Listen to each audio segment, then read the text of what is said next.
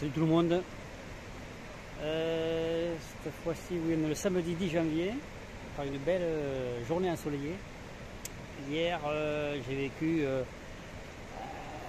une journée non-stop de pluie sur Tarazout, impressionnant.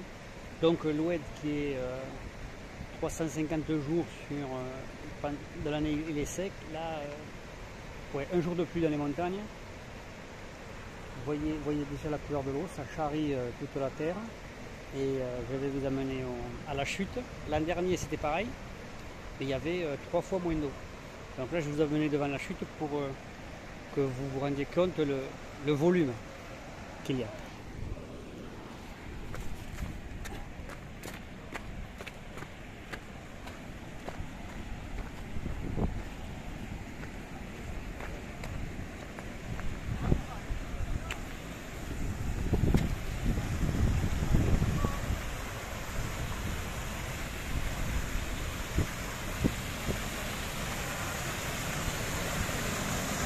Ça vient de partout, ça déborde dans les rigoles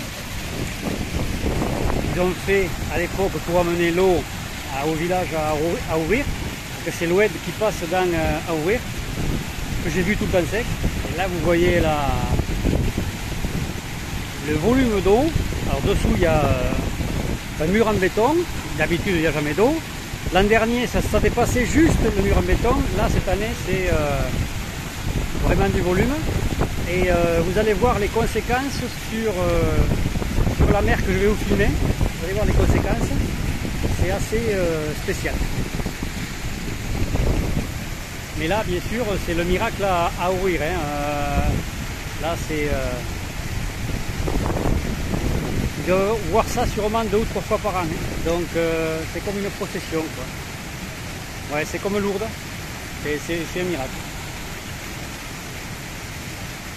Ça fait bizarre parce que c'est toujours sec, sec.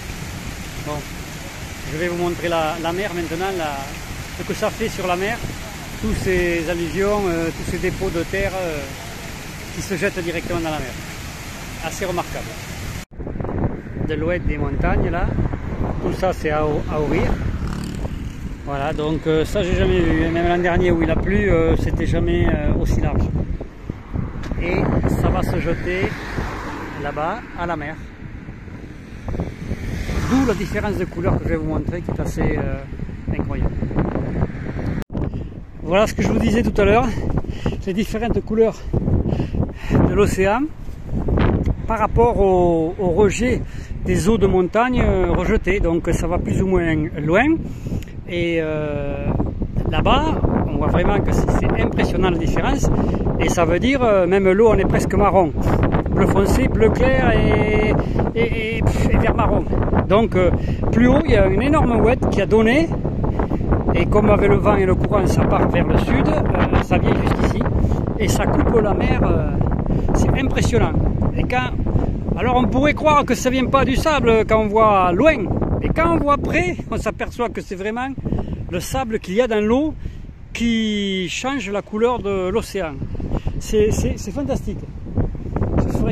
Je ferai 2 images du camping, c'est encore plus saisissant.